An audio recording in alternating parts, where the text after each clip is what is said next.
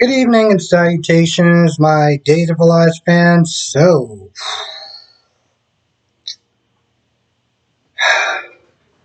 know, I want to talk about Abby for a minute. I want to just sit there and just talk about Abby, just my quick thoughts, and we'll just get right into the episode. Now, I know a lot of people, not just on, in my comment section, but like on Instagram and YouTube and everything like that, we're all sitting there saying among the same things, like, why does she have to die? Why can't you just sit there and find, you know, get a recast, get a replacement. She's not the first Abigail. I think she's actually the third one. I was like, why can't we just, keep this character there? And here's the thing about death scenes. Nobody likes them because you don't want anyone to die. You don't want anyone to die. But I think they're necessary. I think they're necessary, even in something where, it's fantasy and fiction and things of that nature. It's necessary. Soap operas, yeah, they tend to heighten up on a lot of fantasy and stuff like that, but there's a sense of realism in these shows. Now they may be heightened, but there's still a sense of realism. And you know what? Death is a part of that. It's a part of that. And unfortunately, it's important to actually have death scenes in these shows to be killing off certain characters because I don't know.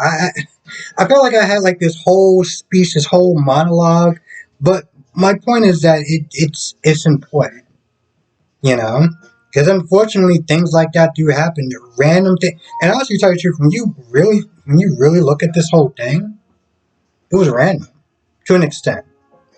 She was literally sitting there emailing in her house. Somebody came in, broke in, and killed her. Random.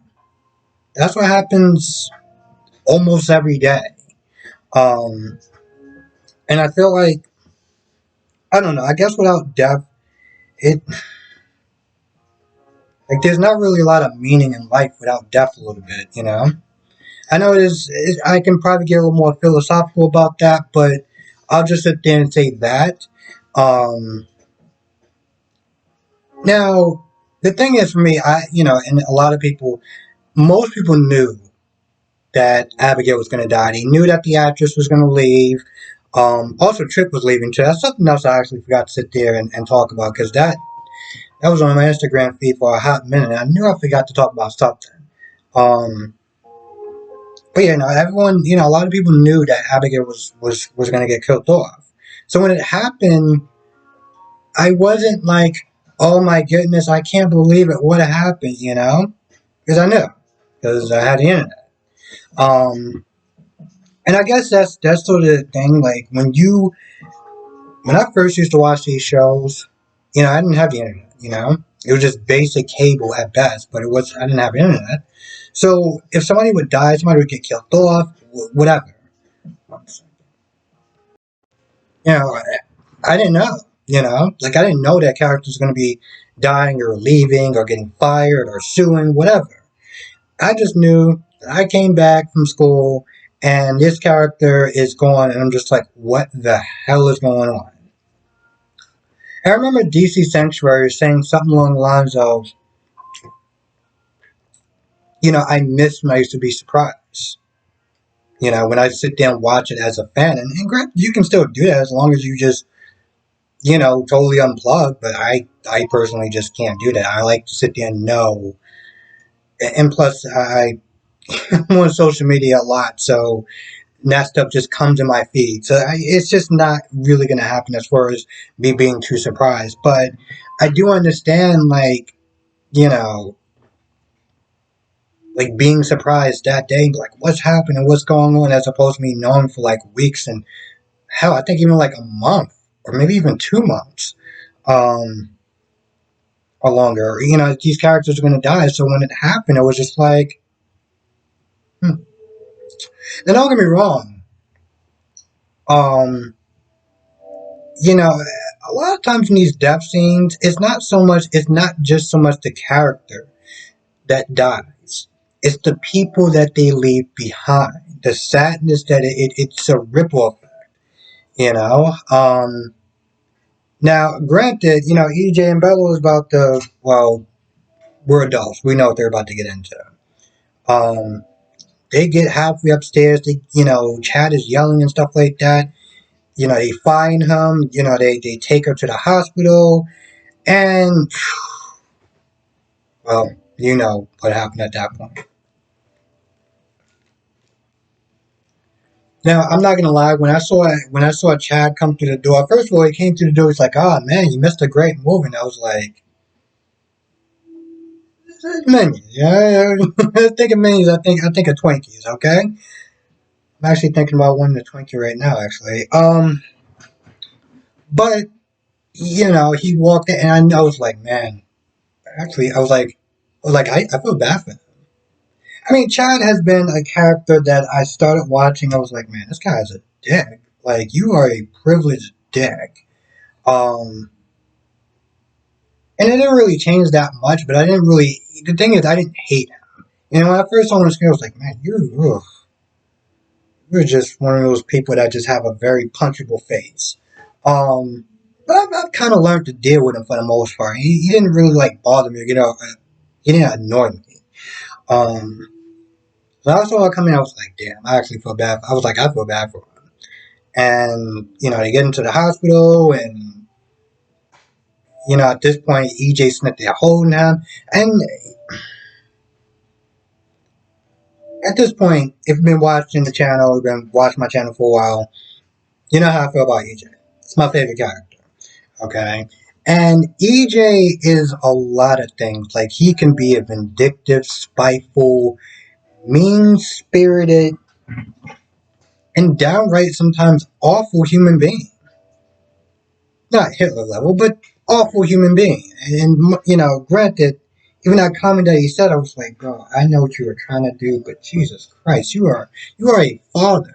How could you even sit there and say anything along the lines of, well, if the baby dies, then, it's good for you to get back with Sean. It's like, what? I can't just erase that. But with that being said, the character has a lot of layers. And this was one of those layers when he was just kind, he was just strong, he was just there for his brother. He was there for his little brother, and I mean that part was sad. Everyone crying and being upset about it. That was generally sad. Um, Not like I needed tissues. Not it wasn't like This Is Us kind of a moment, but it was sad. And again, it's always sad, not so much as the character, but the people that they leave behind and how they handle their grief of that loved one. Um, Johnny is Marlena and Susan, and Johnny. They talk about Bella and Johnny for a little. I mean, talk about Bella and EJ for a little bit, and Johnny's like, listen, when Sammy finds out, it's gonna be a wrap. I'm putting like it's gonna be a wrap. It's gonna be done. Donezo. That's it.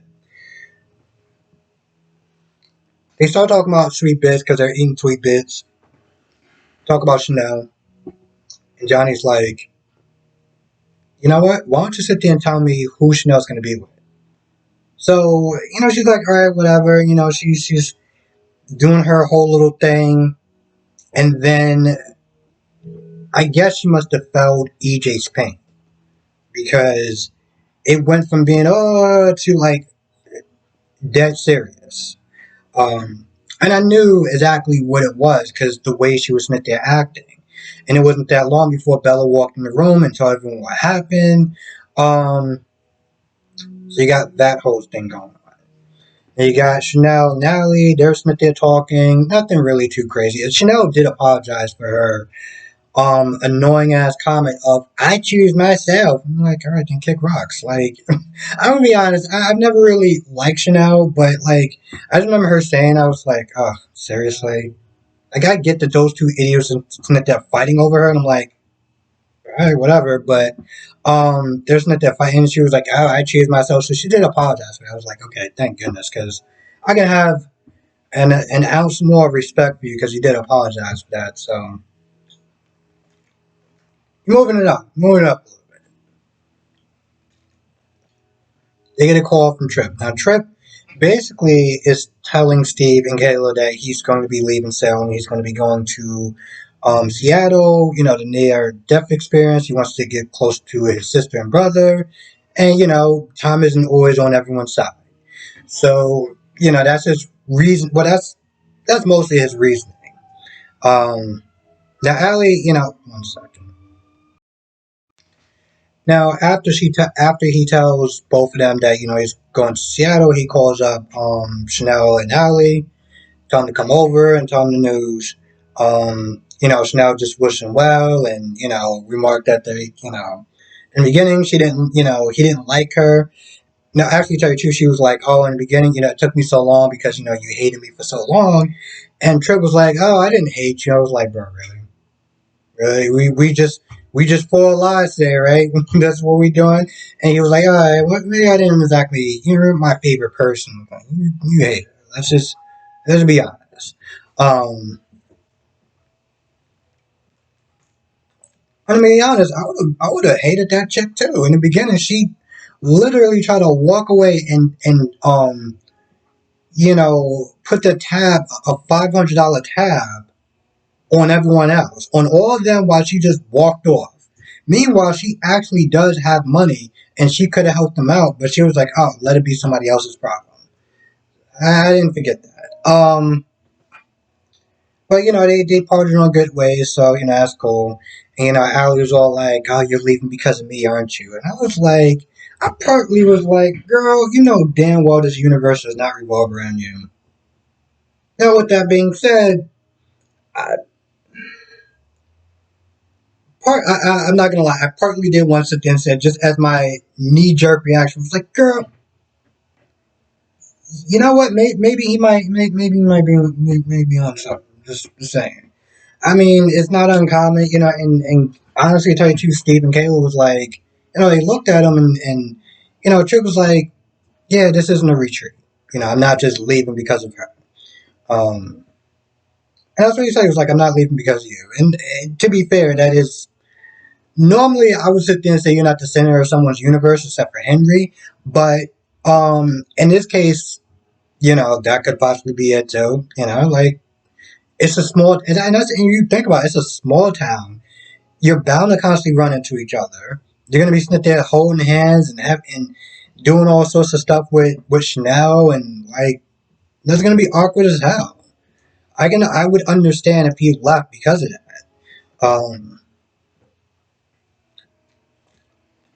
And it's not the pride; it's just a reality situation. Anyway, they part on good terms, so you know.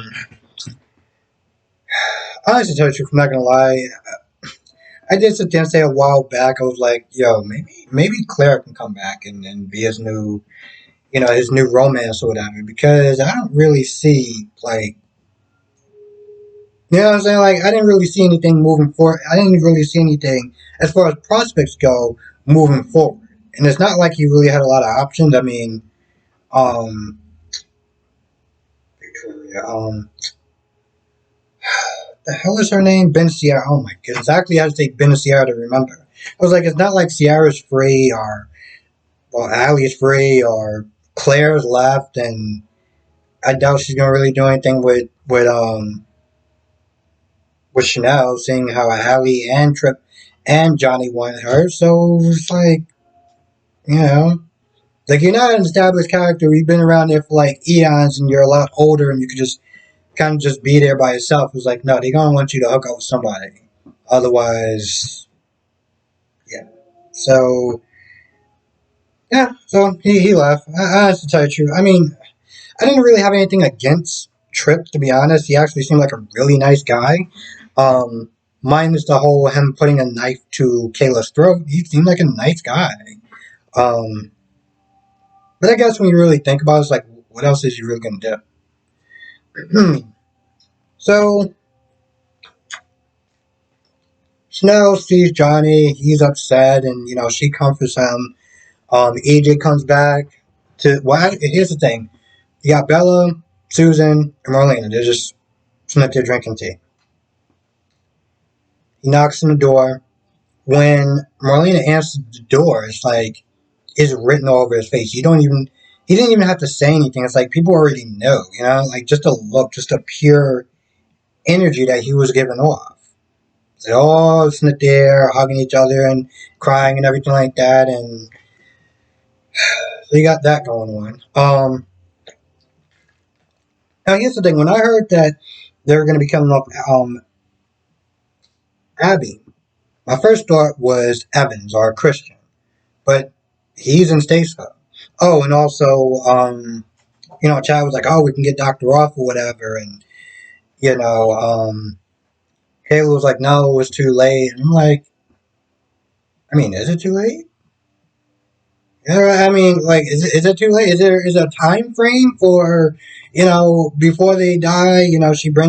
He brings her back or whatever. Like, is there a time frame with that? I don't understand the rules when it comes to just magically bringing people back. But um, I don't know. I guess this mad science was just not going to really do anything. So yeah. Hmm. I feel like that's about it for the most part. I don't think I really missed too much of anything. So with that being said, I'm going to go. Thank you for watching. Be safe. Let me know what your thoughts are in the comment section below, and I'll see you in the next video.